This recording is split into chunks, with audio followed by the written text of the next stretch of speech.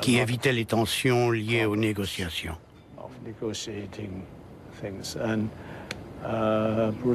Bruce et moi, nous étions très proches. Il ne voulait pas ça et moi non plus. Big Boss a marqué la première collaboration entre les deux hommes. Le film traite des difficultés de la communauté chinoise à Bangkok.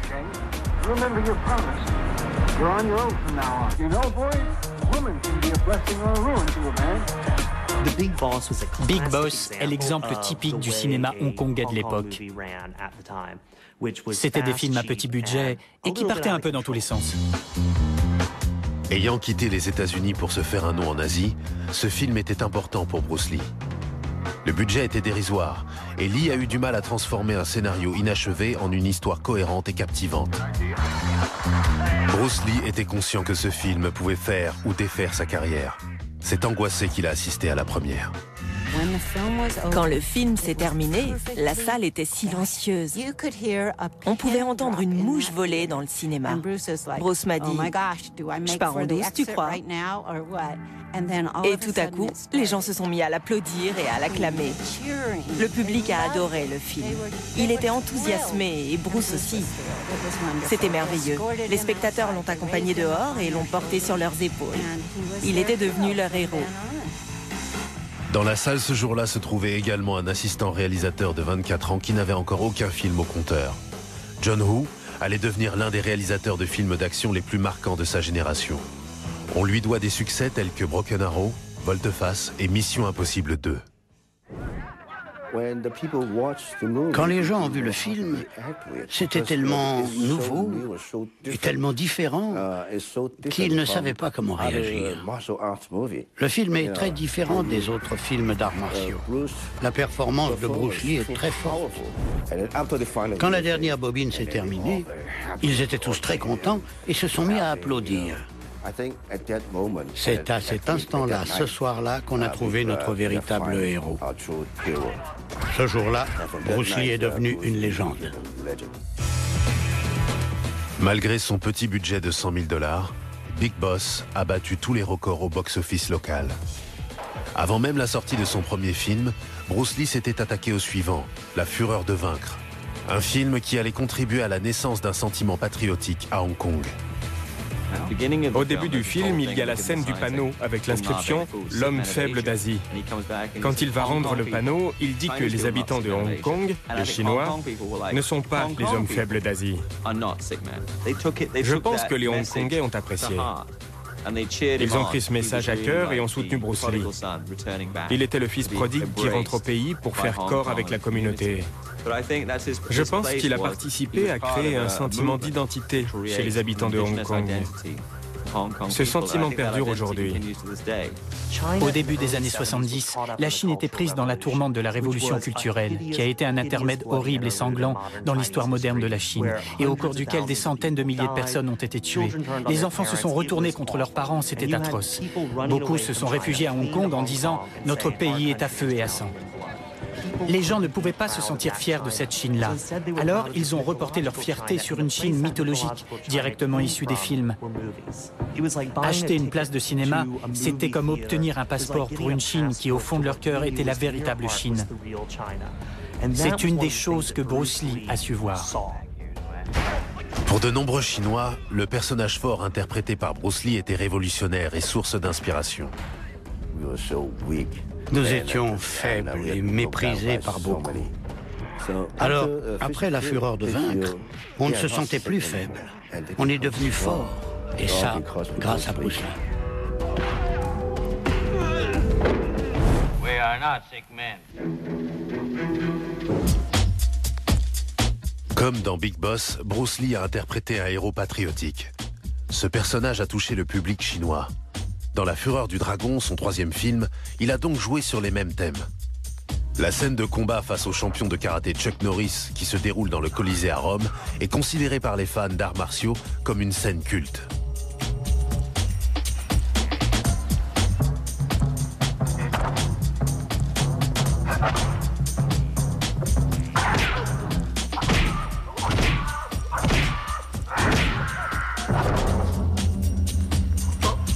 Une fois de plus, Bruce Lee a joué un Chinois honnête et discret, triomphant d'un adversaire qui n'est pas chinois. Ça m'a donné envie de faire un film dans le véritable esprit chinois.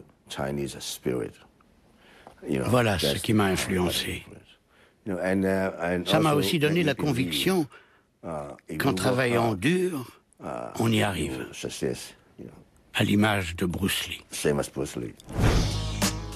Aujourd'hui, des décennies après être devenu une star improbable à Hong Kong, Bruce Lee devient l'emblème de tout un pays.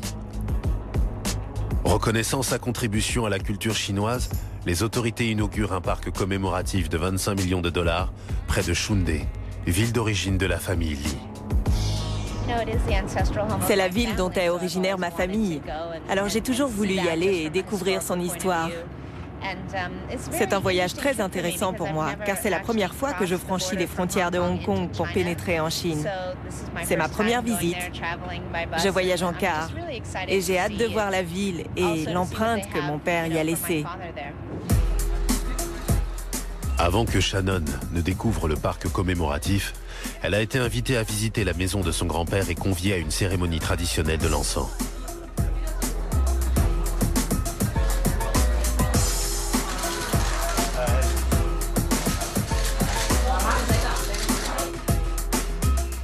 La nouvelle de l'arrivée de Shannon s'est répandue et toute la ville est venue l'accueillir. Merci beaucoup. Il y a même un sosie de Bruce Lee qui manie les nunchakus.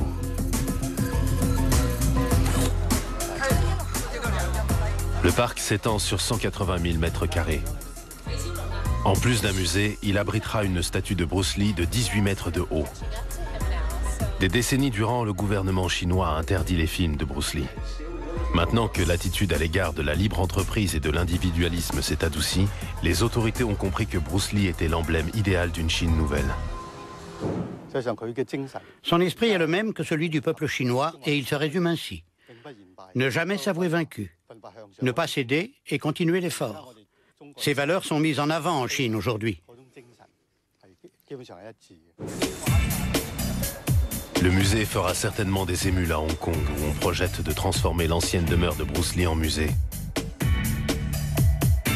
Bruce a emménagé dans cette maison en 71 et y a vécu jusqu'à sa mort en 73. Shannon y retourne pour la première fois. J'ai vécu ici de l'âge de 2 ans à l'âge de 4 ans. J'en avais un souvenir très différent. Ça ressemblait davantage à une maison et il y avait une pelouse. Ça a changé, mais ça me rappelle des souvenirs de me retrouver ici. Yu Panglin, un milliardaire qui a fait fortune dans l'immobilier, est un des philanthropes chinois les plus généreux. Il a accepté de faire don de la maison au gouvernement à condition de pouvoir agrandir le bâtiment et y inclure un cinéma, des boutiques et une bibliothèque. Je trouve que c'est approprié. Mon père, même s'il est né aux États-Unis, a grandi ici. Sa famille a vécu ici. Shunde n'est pas loin. C'est parfaitement naturel qu'il y ait un musée dans les parages. Mais vous savez, Hong Kong est une ville en ébullition. Un autre symbole du changement d'attitude de la Chine envers Bruce Lee accompagne ce projet de musée. La diffusion d'une série de 50 épisodes sur la chaîne officielle intitulée « La légende de Bruce Lee ».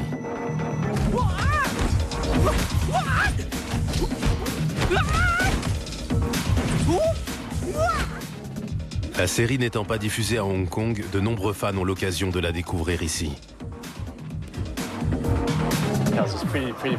C'était incroyable. On voit vraiment à quel point il était cool. Aussi bien dans sa maîtrise des arts martiaux que comme père de famille ou qu'en tant qu'acteur.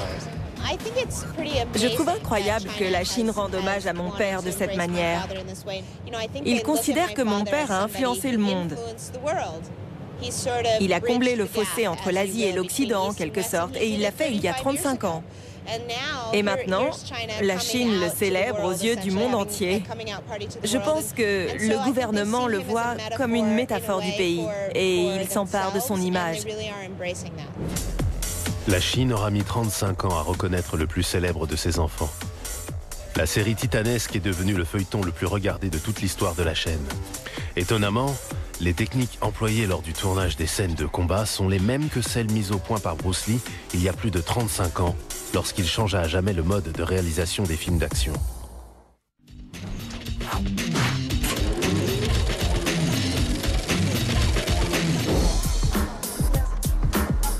Hong Kong est resté la capitale mondiale du film d'action de nombreuses années. Bruce Lee est revenu ici en 70 pour tourner ses 4 films de kung-fu. Il a révolutionné la façon de filmer les scènes de combat.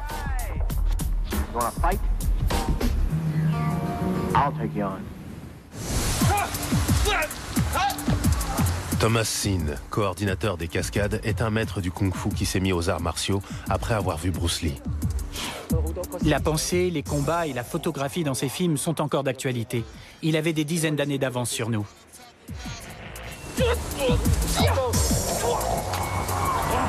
Aujourd'hui, il utilise des câbles dans son travail. Les cascadeurs sont tractés par des câbles, ce qui donne l'impression qu'ils volent. Cette technique est utilisée dans le cinéma hongkongais depuis près de 50 ans. L'illustration la plus connue en est Tigre et Dragon.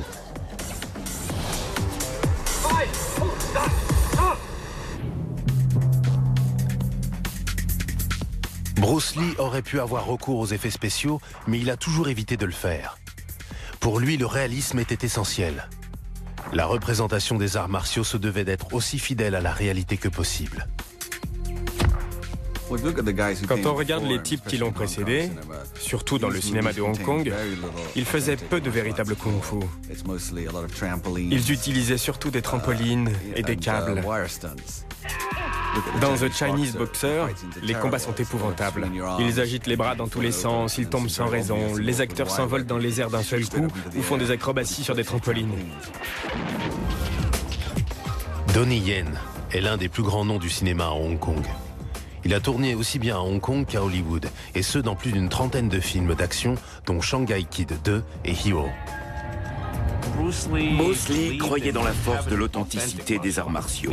Maîtriser les arts martiaux et être acteur de films d'arts martiaux, ça va de pair.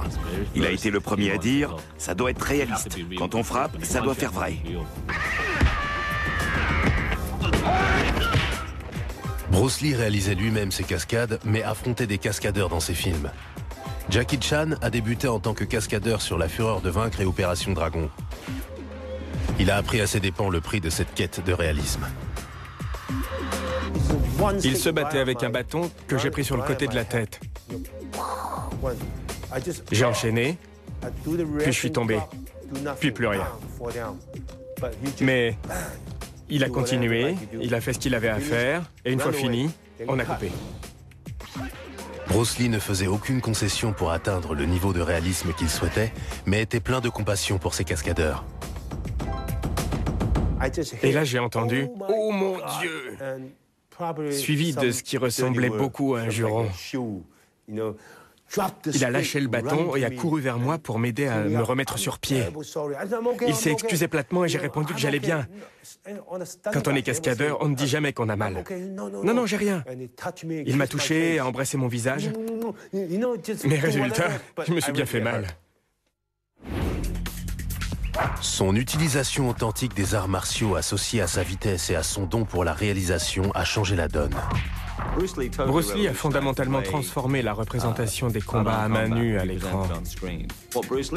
Ayant travaillé avec des réalisateurs de qualité à Hollywood, il savait quelle caméra utiliser, comment la déplacer ou couper. Ce sont ces connaissances qui rendent ces combats remarquables. Les techniques sont parfois très basiques, mais sa manière de les filmer est révolutionnaire.